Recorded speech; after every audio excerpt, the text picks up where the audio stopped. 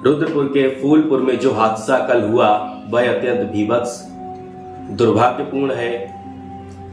कुछ दल और कुछ लोग इसमें राजनीति और जातिवादी एंगल घोल रहे हैं, जबकि हकीकत इससे परे है।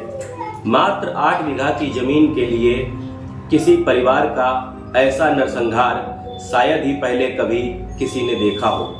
मामला 2 परिवारों से जुड़ा हुआ है, जहां एक ओर पूर्व जिला पंचायत सदस्य प्रेमचंद्र यादव और दूसरी तरफ सत्यप्रकाश दुबे का परिवार था।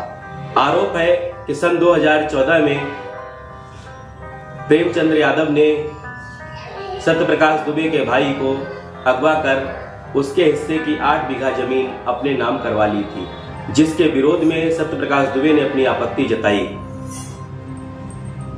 वहीं से पैदा होती है इस विवाद की जड़ और जो है मुख्य कारण। कल 2 अक्टूबर को जो पूरा देश अहिंसा के पुजारी महात्मा गांधी की जयंती मना रहा था, उनको नमन कर रहा था, उनको याद कर रहा था, तो अहिंसा के पुजारी के उस जन्म दिवस के अवसर पर जो भीभत्स हिंसा हुई है वह अत्यंत निंदनीय और दुर्भाग्यपूर्ण है।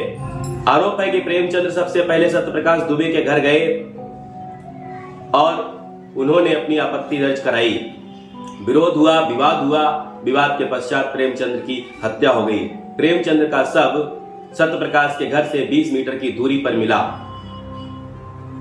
आक्रोशित भीड़ ने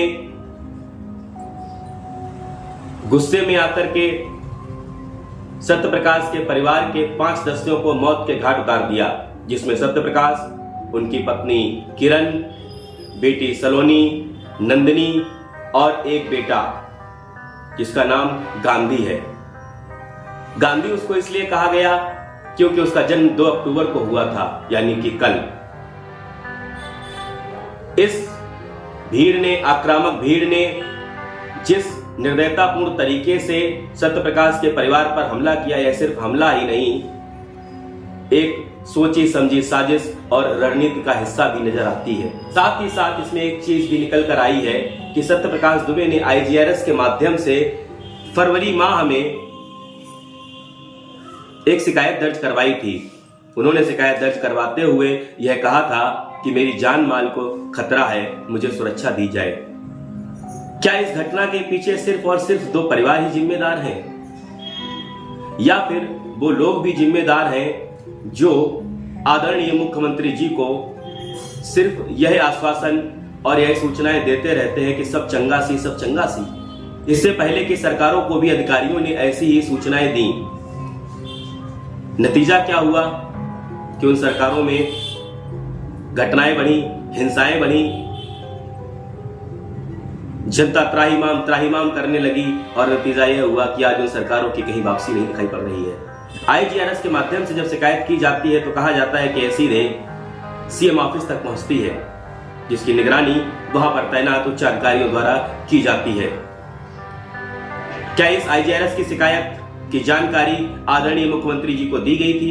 अगर दी गई थी तो उन्होंने इसके लिए अवश्य रूप से ही यह भी कहा होगा कि इसका निस्तारण जल्द से जल्द किया जाए। क्या अधिकारी चाहते तो इस समस्या का समाधान किया जा सकता था? क्या इस नरसंहार को रोका जा सकता था? यह सारे सवाल हैं जिनका जवाब आने वाले समय में जनता को अवश्य मिलेगा, चाहे वो सत्यप्रकाश दुबे हों या प्रेमचंद यादव। हत्याएं दोनों हुई हैं और दोनों ही निंदनीय हैं। प्रेमचंद जी की भी बेटियां हैं, वो भी अपने पिता के वापस आने की राह देख रही हैं, लेकिन प्रेमचंद अब कभी घर नहीं पहुंचेंगे।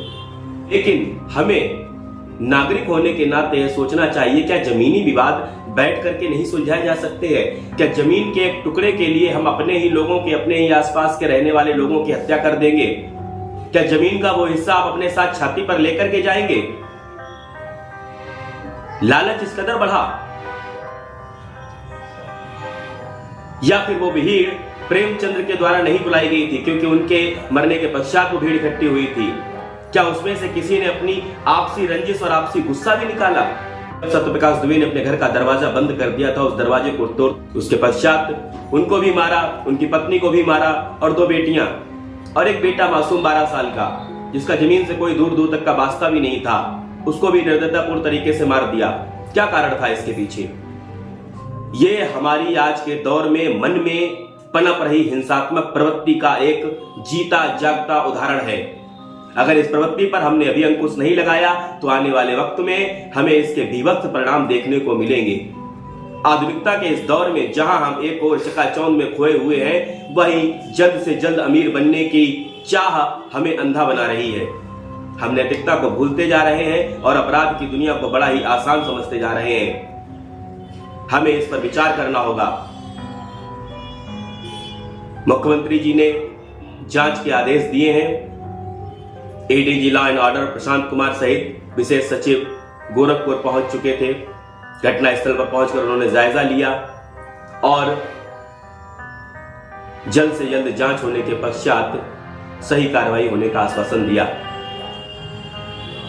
जनता को विश्वास है कि न्याय अवश्य होगा, परंतु मैं उन राजनीतिक दलों से, उन लोगों से कहना चाहूंगा जो इस मामले को जातिवादी एंगल देकर के तोड़ मरोड़ के पेश कर रहे हैं और समाज में नफरत घोल रहे हैं। याद रखिए, लगेगी आग तो आएंगे कई घर जद में, यहां अकेले मेरा मकान थोड़े है। शायर की ये बातें हमें याद रखनी चाहिए।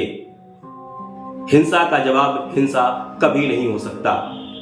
हमें रुक करके यह सोचना होगा कि समाज को हम किस दिशा में ले जाना चाहते हैं, आने वाली पीढ़ी को हम क्या देकर जाना चाहते हैं।